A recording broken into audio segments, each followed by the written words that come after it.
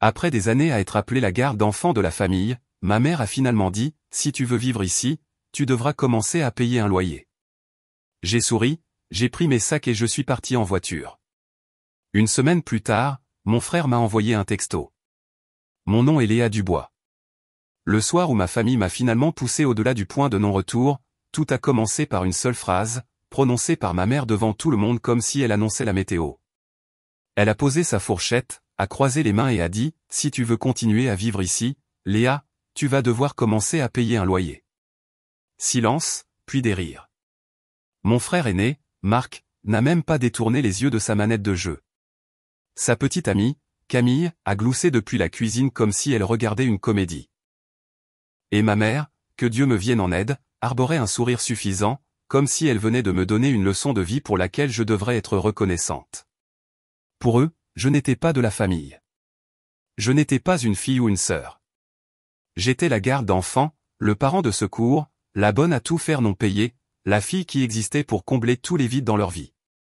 Et j'avais joué le jeu pendant des années. Je préparais les repas. Je nettoyais les dégâts que je n'avais pas faits. Je m'occupais des sorties d'école, des rendez-vous chez le médecin, des courses, des factures. Personne ne prenait la peine de les ouvrir. Quand Marc et Camille ont eu leurs jumeaux, je suis intervenu parce qu'ils étaient dépassés. Mais l'aide s'est lentement transformée en attente. L'attente en obligation. L'obligation en reproche. Si le Wi-Fi avait un problème, c'était soudain de ma faute. Si le réfrigérateur tombait en panne, je devais l'avoir surchargé. Si Camille oubliait un formulaire de l'école, c'était d'une manière ou d'une autre à moi de m'en être souvenu. Et maintenant, je devais payer un loyer pour continuer à vivre dans la maison où je faisais plus que n'importe qui d'autre. Je suis resté là, tenant un panier de linge que je n'avais même pas eu le temps de finir de plier. Pour la première fois depuis des années, je ne me suis pas défendu, je n'ai pas expliqué, je n'ai pas énuméré toutes les choses que j'avais faites pour eux. Je suis simplement parti, j'ai traversé le couloir jusqu'à ma minuscule chambre et j'ai commencé à jeter des vêtements dans mon sac de sport sans plier une seule chose. J'ai arraché les chargeurs du mur, j'ai fourré mes articles de toilette dans un sac de course, j'ai pris les cartes pour les courses et l'essence qui étaient liées à mon propre compte bancaire, celles que Marc et Camille utilisaient à tout va sans jamais demander. Personne ne m'a suivi. Pas une seule personne n'a dit, attends, parlons-en. Ils n'ont même pas levé les yeux. Ils pensaient probablement que je faisais une crise, mais ce n'était pas une crise. C'était fini. Je suis sorti par la porte d'entrée, je suis monté dans ma vieille voiture et je suis parti. Je ne savais pas où j'allais. Je savais juste que ce devait être n'importe où ailleurs.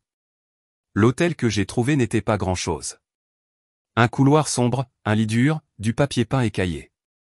Mais quand j'ai fermé la porte et que le monde est devenu silencieux, cela m'a semblé être le paradis. Pas de cris, pas de « Léa, où sont mes chaussettes ?» Pas d'enfants qui frappent à la porte pour demander des encas, pas de porte de placard qui claque, pas de culpabilité, juste le silence. Un silence que je n'avais pas entendu depuis des années. Je me suis allongé et j'ai senti quelque chose d'inconnu se répandre dans ma poitrine. Le soulagement. La liberté. Une sorte de paix dont je ne savais pas mon corps capable. Au matin, mon téléphone était une zone de guerre. Maman, où es-tu allée? Rentre à la maison. Marc, tu es sérieuse? On a besoin de toi aujourd'hui. Camille, nous avons des projets ce soir. Tu dois être ici avec les jumeaux. Ma sœur, qui vit à Lyon et n'a pas appelé depuis des mois, m'a envoyé un long paragraphe culpabilisateur sur l'obligation familiale. Je les ai tous ignorés. J'ai commandé le petit déjeuner en chambre, j'ai regardé un film sur mon ordinateur portable et je me suis permis de respirer pour la première fois en 2 ans. 5 jours plus tard, j'ai trouvé une petite location à la semaine avec une kitchenette. Juste assez de place pour moi et moi seul. Pas de jouets par terre, pas de briques de jus à moitié bu, pas de comptoir collant, pas de cris. Je me suis fait un croque-monsieur et je l'ai mangé chaud, chose inouïe dans ma maison. J'en étais à la moitié quand mon téléphone a de nouveau vibré. C'était Marc. La carte de crédit a été refusée.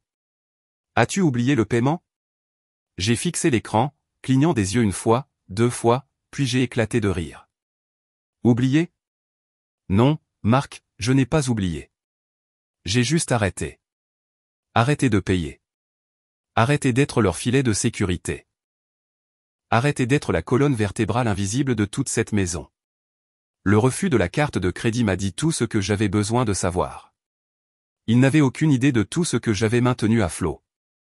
Aucune idée de ce dont il dépendait. Aucune idée de ce qui était sur le point de s'effondrer sans moi.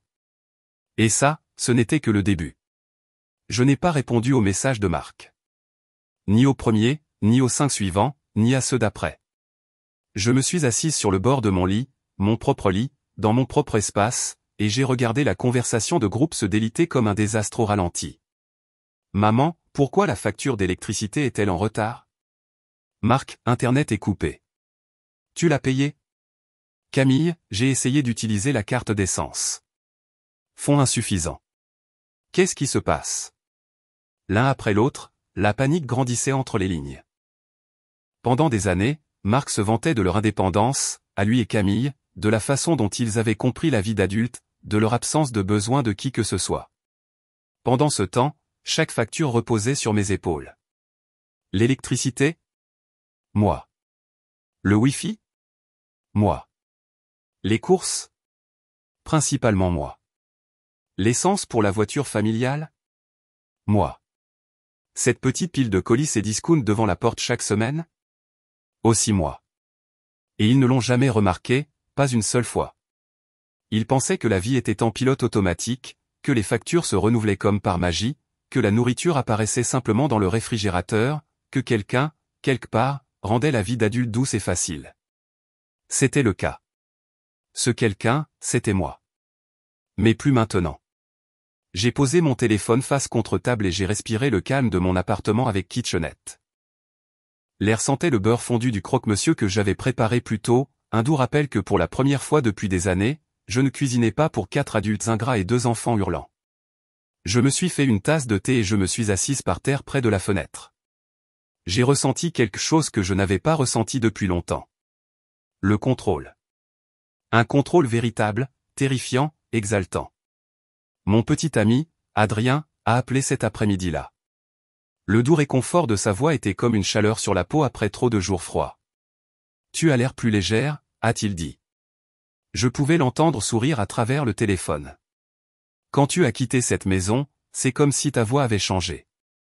C'est étrange, ai-je admis. Je ne me sens pas encore coupable. Ce n'est pas étrange, Léa.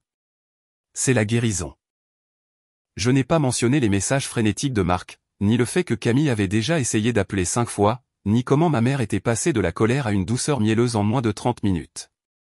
Adrien n'avait pas besoin de s'inquiéter.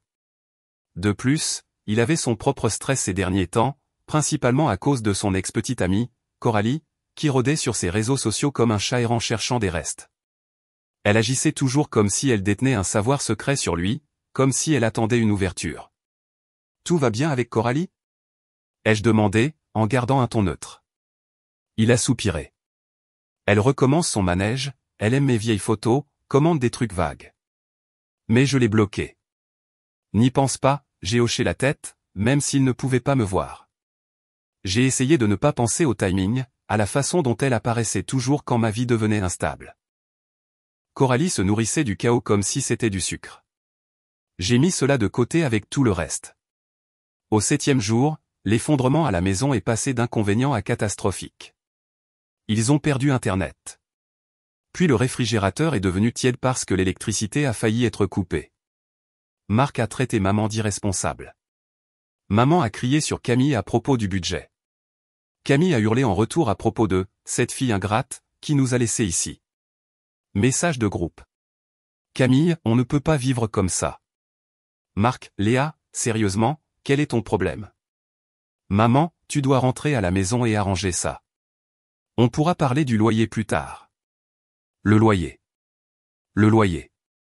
Tout revenait toujours au loyer parce qu'il ne pouvait pas prononcer le vrai mot, dépendance. Il dépendait de moi pour tout. Et la vérité commençait enfin à fissurer tout leur déni.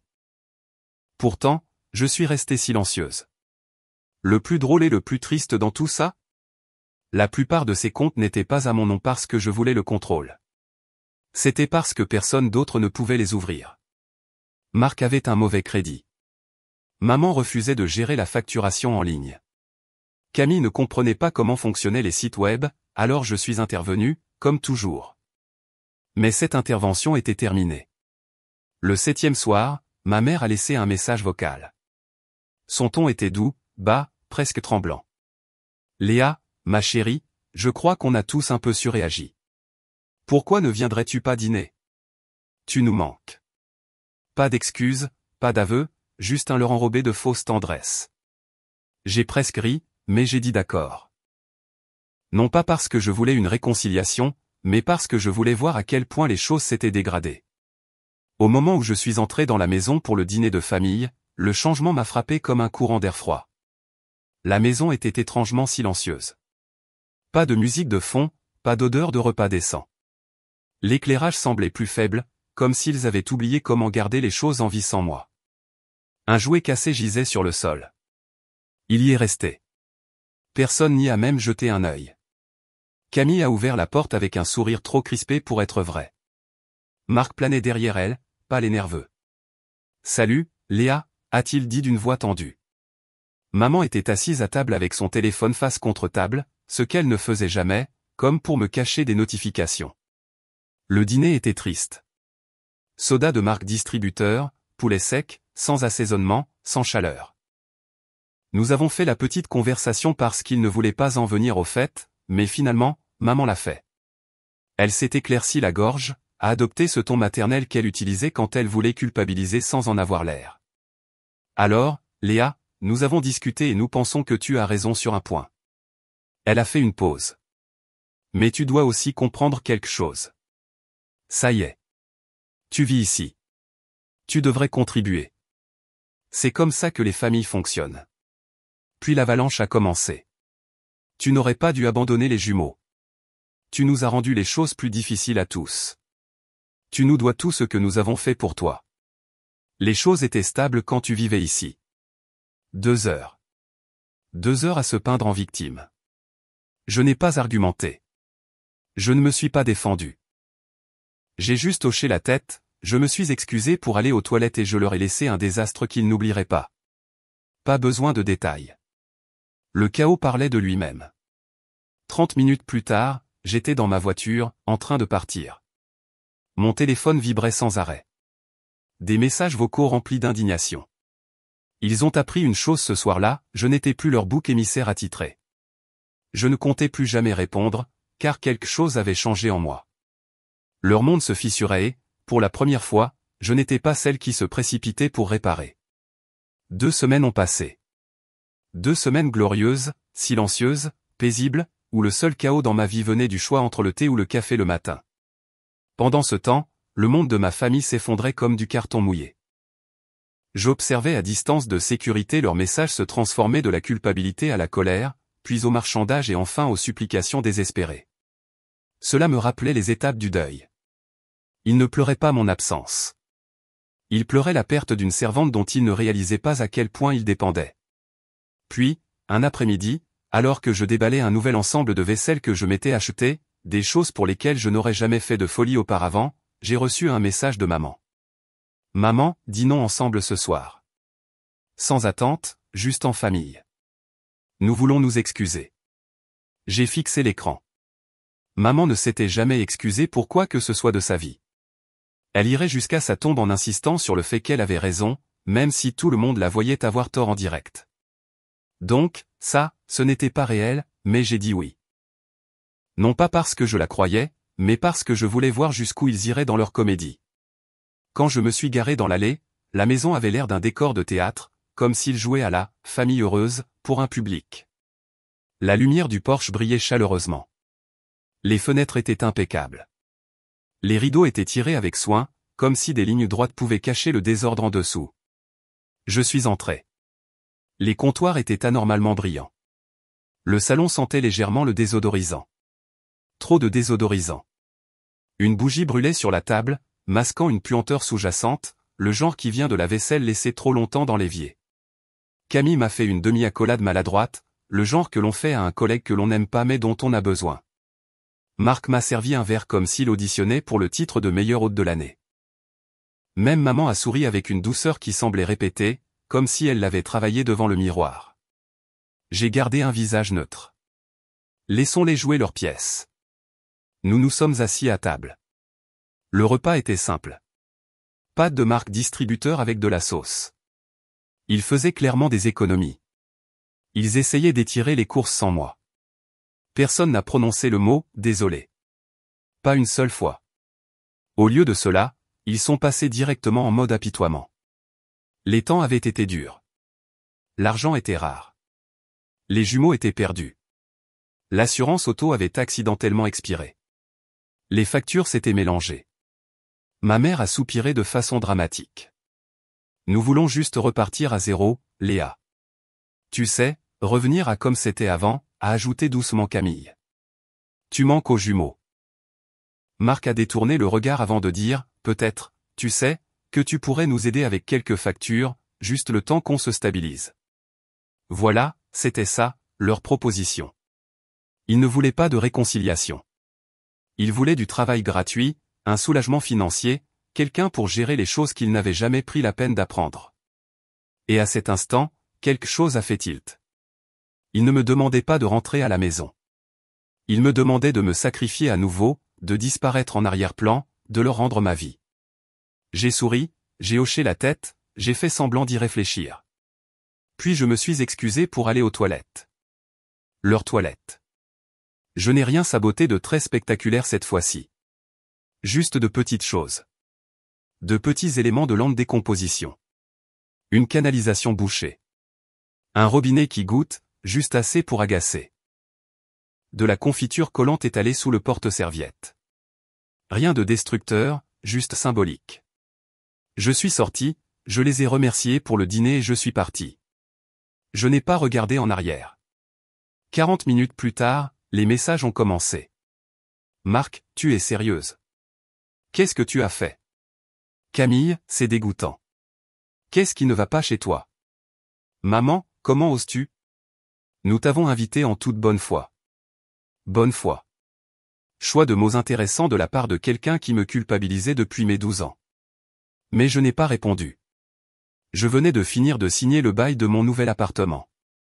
Un vrai, un sûr, un endroit avec des fenêtres, de la lumière du soleil et assez d'espace pour respirer. Mes clés cliquetaient dans ma main alors que j'entrais dans le salon vide. Mon salon. Pour la première fois de toute ma vie, j'ai ressenti ce que signifiait appartenir à un endroit. Pas de corvée, pas de cris, pas de responsabilité pour des enfants que je n'avais pas. Pas de facture secrètement liée à mon compte en banque. Juste moi. Juste Léa. J'ai déballé une boîte, puis une autre. J'ai ouvert mon ordinateur portable pour vérifier mes emails et j'ai failli pleurer en voyant l'objet « Félicitations pour votre promotion ». Ma poitrine s'est serrée. Pas de peur, de fierté. Une fierté réelle et méritée. Mon petit ami, Adrien, a appelé ce soir-là quand je lui ai envoyé une photo de mes nouvelles clés. Regarde-toi, a-t-il ri. Premier chez toi, premier pas vers une vraie vie. J'ai ravalé la boule dans ma gorge. Oui, une vraie vie. Il est resté silencieux un moment. Tu sais, mon ex m'a envoyé un message aujourd'hui, Coralie. Mon estomac s'est noué. Elle apparaissait toujours au pire moment, comme de la moisissure dans les coins de la vie. Qu'est-ce qu'elle voulait, ai-je demandé. Elle a envoyé un de ces messages bizarres et cryptiques, quelque chose comme « J'espère que Léa sait dans quoi elle s'engage ». Je me suis figé. Coralie ne savait rien de ma situation familiale, mais elle avait un talent pour flairer les insécurités. Adrien a soupiré. Je l'ai de nouveau bloqué.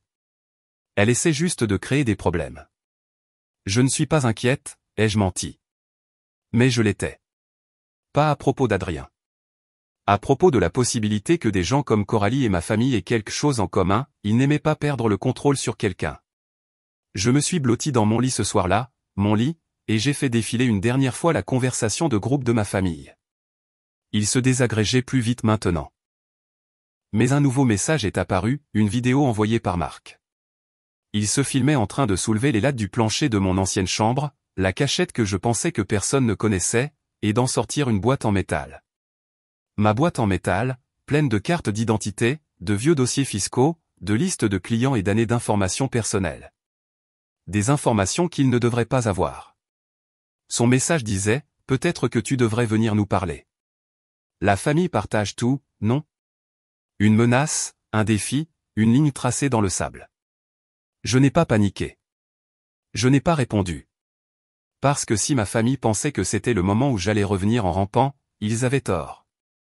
Ils n'avaient aucune idée du genre de tempête qu'ils venaient d'inviter dans leur vie. Pendant un instant, j'ai simplement regardé la vidéo que Marc avait envoyée.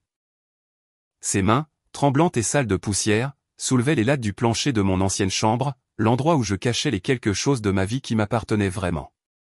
Puis il a soulevé la boîte en métal, ma boîte en métal verrouillée. Un frisson m'a parcouru l'échine. Ce n'était pas de la peur. C'était de la rage lente, aiguë et constante, comme un couteau qu'on sort de son fourreau.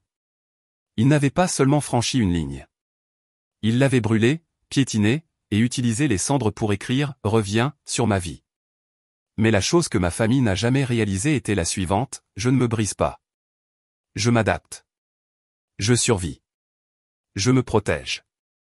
Alors, j'ai passé un appel non pas à ma famille, mais à mon ami Simon, un analyste en cybersécurité avec qui j'étais allé à l'université. En quelques minutes, nous étions en visioconférence. Il a plissé les yeux devant l'écran. Alors, ils ont volé ton coffre-fort? Pas volé. Ils l'ont trouvé et ont essayé de l'utiliser contre moi. Simon a secoué la tête. C'est pire. D'accord, envoie-moi tes anciens identifiants. On va tout anéantir. Nous avons effacé le disque à distance. Chaque fichier, chaque document, chaque bribe de données sensibles a disparu, transformé en poussière numérique. J'ai regardé la barre de progression se remplir de gauche à droite jusqu'à ce que l'écran affiche « Données entièrement corrompues ». Je me suis rassise, le souffle régulier, les mains calmes. « Merci, Simon. » Et, a-t-il dit en se penchant vers la caméra. « Tu m'as sauvé la vie plus de fois que je ne peux compter.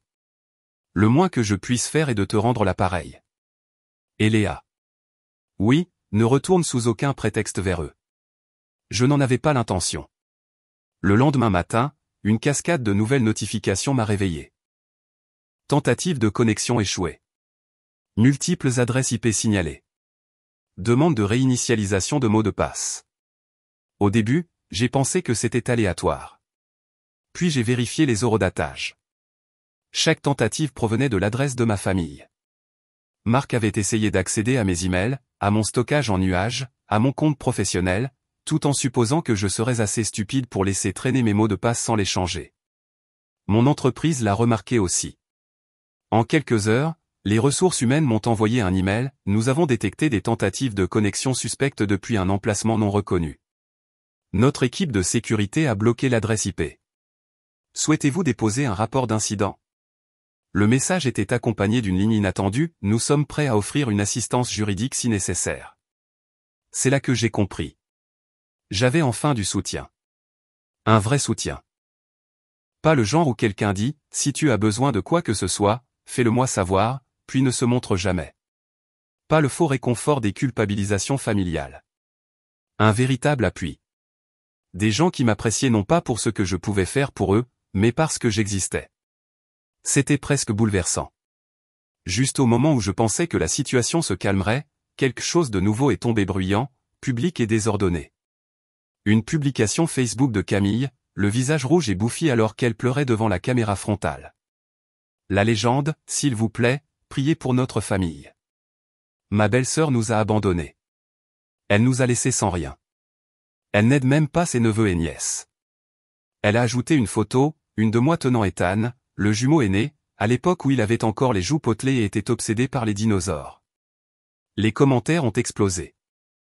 Oh, ma chérie, je suis tellement désolé. Certaines personnes sont sans cœur. Les liens du sang sont sacrés. Elles devraient avoir honte. Pendant 2 heures, des gens qui ne m'avaient jamais rencontré ont fait de moi une méchante. Puis quelque chose d'inattendu s'est produit. Mes collègues, mes amis du lycée, même des gens que je n'avais rencontrés que brièvement, tous ont inondé les commentaires de preuves, des captures d'écran de virement Lydia de moi à ma mère, des messages de Camille m'appelant, la garderie gratuite, la preuve que je payais des factures dans une maison qui ne m'appartenait pas, des photos de chariots de course pleins d'articles que seul moi achetais. La tendance s'est inversée instantanément. Les commentaires sont passés de la sympathie à l'incrédulité. Puis les questions ont déferlé. Pourquoi vous attendiez-vous à ce qu'elle élève vos enfants? Pourquoi Marc ne subvenait-il pas aux besoins de sa propre famille? Pourquoi les factures étaient-elles à son nom? Ce n'est pas un abandon. C'est une évasion. Camille a supprimé la publication en moins d'1 heure, mais le mal était fait. Elle a essayé de m'exposer. Au lieu de cela, elle les a tous exposés. Les choses ont encore dégénéré quand j'ai reçu une lettre de la préfecture. Des amendes impayées, des dizaines, pour une voiture que je ne possédais plus. Ma vieille voiture, celle que j'avais donnée à Marc quand la mienne était irréparable. Il n'a jamais fait le transfert de carte grise. Bien sûr que non. Il a supposé que je m'occuperais de tout, comme toujours. Je me suis rendu directement au service des immatriculations à la préfecture avec le certificat de cession qu'il n'avait jamais déposé et la preuve de vente. La voiture a été emmenée par la fourrière de son allée cet après-midi-là. Marc m'a immédiatement envoyé un texto, « Tu es folle. Où est ma voiture ?» J'ai répondu, « Tu veux dire ma voiture ? Bonne chance pour la récupérer. » Il s'est présenté à mon appartement 30 minutes plus tard, martelant la porte, criant assez fort pour que mes voisins entr'ouvrent leur porte. « Sors de là, Léa. Tu nous dois quelque chose. Tu dois quelque chose à la famille. » Je n'ai pas ouvert la porte. J'ai appelé la police. 2 officiers sont arrivés, calmes mais fermes. Je leur ai montré les textos, la tentative d'effraction, l'historique de harcèlement. « Voulez-vous porter plainte ?» Mademoiselle Dubois a demandé l'un d'eux. Un instant, j'y ai songé. J'ai imaginé Marc emmener me noter, j'ai imaginé l'air stupéfait sur le visage de ma mère, j'ai imaginé le silence qui suivrait enfin. Mais j'ai expiré. Non, consignez-le simplement dans une main courante. Marc est parti humilié, criant des insultes dans la cage d'escalier. 3 heures plus tard, un nouveau numéro s'est allumé sur mon téléphone. Message vocal de maman, tu as appelé la police contre ton propre frère, ton propre sang. Quel genre de fille es-tu, Léa? J'ai supprimé le message et l'ai bloqué de façon permanente. Au moment où mon pouce a appuyé sur « bloquer l'appelant », quelque chose de profond en moi s'est fissuré comme une fenêtre. J'ai de nouveau senti la lumière du soleil. La vraie lumière du soleil. Une semaine plus tard, d'autres nouvelles sont parvenues. Quelqu'un a filmé Camille à son travail en train de crier sur un client. La vidéo a circulé sur les réseaux sociaux et est devenue virale. Elle a été licenciée le lendemain. Ma mère a appelé d'un autre nouveau numéro, la voix tremblante, demandant de l'aide. Nous traversons une période difficile, Léa. Cette famille s'effondre. Tu t'en fiches? J'ai raccroché avant qu'elle ne puisse finir car la vérité était simple. Je m'en étais soucié pendant des années. Trop. Maintenant, je me souciais de moi, chose qu'il ne m'avait jamais appris à faire. Des lettres ont commencé à apparaître à ma porte. Manuscrites. Des paragraphes imbibés de culpabilité, pleins de reproches et de rappels que les jumeaux regrettaient leur tante Léa. Je n'en ai ouvert aucune. La poubelle les a reçus avant moi. Pendant ce temps, ma vie a commencé à s'épanouir. Nouveaux meubles, nouvelle routine, promenade nocturne, matin calme, cours de poterie, week-end avec Adrien, une liberté que je n'avais jamais connue. Et chaque soir, je rentrais chez moi dans le silence, pas un silence vide, mais un silence mérité. Je ne fuyais plus. Je ne me cachais plus. Je n'attendais plus que quelqu'un crie mon nom depuis l'autre bout de la maison. Le poids de l'obligation avait enfin glissé de mes épaules, et je pouvais respirer. Pour la première fois de ma vie, je pouvais respirer sans permission. Mais l'histoire n'était pas finie, car dans l'ombre silencieuse, calculatrice, opportune, quelqu'un d'autre observait, l'ex-petite amie d'Adrien, Coralie. Et elle n'avait pas fini de causer des ennuis. Les semaines qui ont suivi ont été d'un calme sur lequel on écrit des poèmes. Pas le genre de calme creux, celui qui s'installait dans la maison après que ma famille ait explosé et soit partie en claquant la porte. Non, c'était le genre de calme doux, guérisseur, celui qui vous fait réaliser dans quel bruit vous aviez vécu. Chaque matin, la lumière du soleil remplissait mon nouvel appartement. Mon appartement, l'endroit où personne ne criait mon nom, personne n'exigeait que je nettoie leurs dégâts, personne ne me jetait des responsabilités entre les mains. Je me réveillais, m'étirais et choisissais comment passer ma journée, chose que je n'avais pas faite depuis des années. J'ai réarrangé les meubles juste parce que j'en avais envie, j'ai pris de longues douches sans que personne ne frappe à la porte, j'ai cuisiné des repas pour le goût, pas pour nourrir 6 bouches ingrates, j'ai regardé des séries que j'aimais vraiment et je me suis assise en silence sans me préparer à la prochaine explosion. La liberté était une saveur dont je ne pouvais pas croire avoir vécu sans. Ma famille n'est pas restée silencieuse.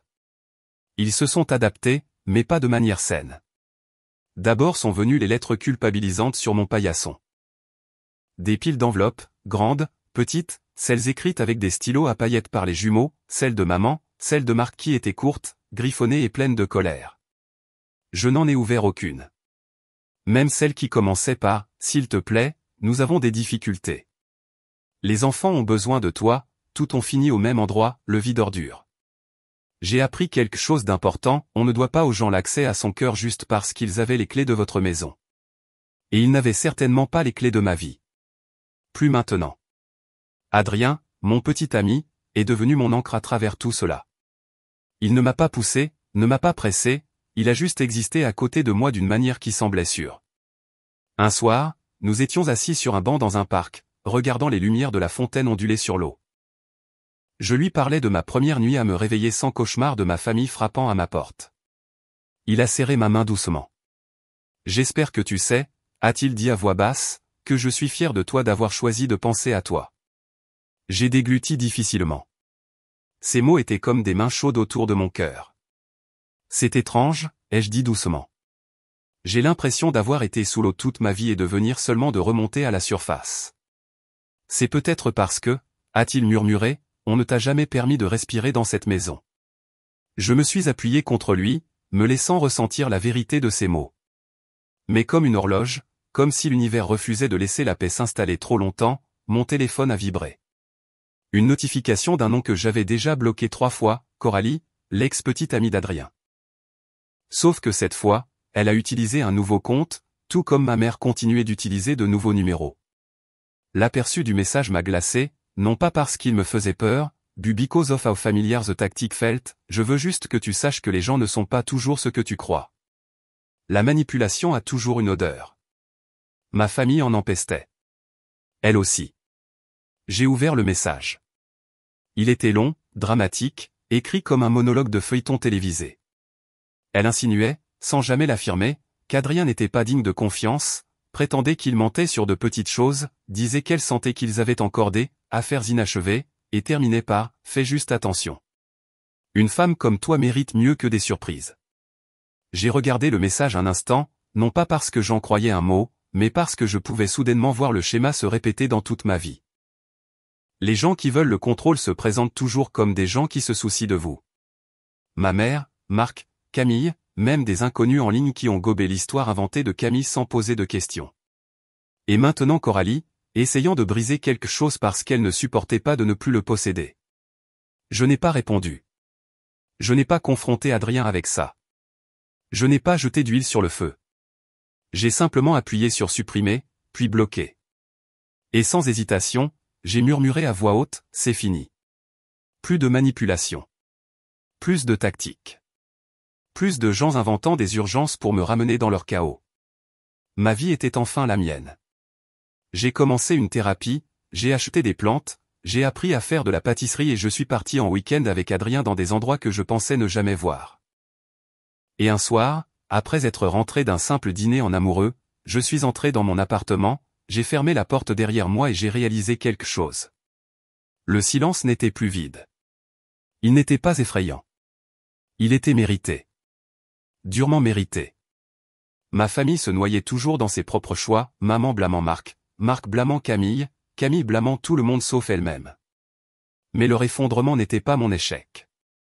C'était simplement la conséquence naturelle d'une vie construite sur l'utilisation de quelqu'un. Une vie construite sur moi. Et sans moi, elle s'est finalement effondrée. Je ne me suis pas effondré quand je suis parti. Si. Et cela m'a dit tout ce que j'avais besoin de savoir. J'ai 25 ans, je n'ai pas de dette, je vis dans un endroit que j'aime avec quelqu'un qui me respecte et un avenir qui me semble enfin appartenir. Il m'appelait la garde d'enfant, laide, la fille de l'ombre. Mais la vérité est simple, je n'étais pas la garde d'enfant. J'étais la colonne vertébrale. Et quand je suis parti, toute leur structure s'est effondrée, exactement comme il le fallait.